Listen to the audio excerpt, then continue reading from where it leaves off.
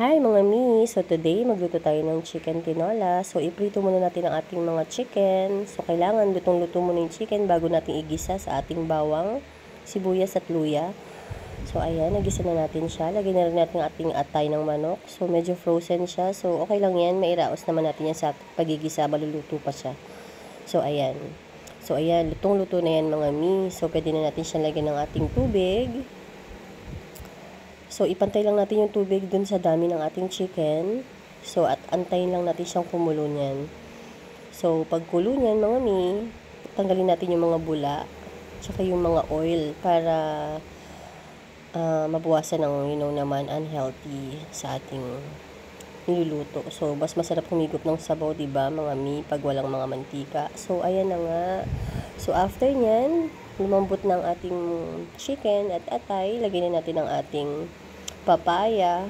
Mas preferred ko talaga yung papaya kaysa sa sayote. So, ayan.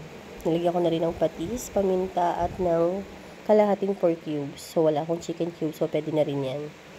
So, ayan. Antayin na natin siyang lumambot. Pinigaan ko rin pala yan ng mga atay. So, dinurog ko yung ibang atay dyan para mas malasa siya mga mi. So, nilagay ko din ating mga gulay, siling green at siling dahon.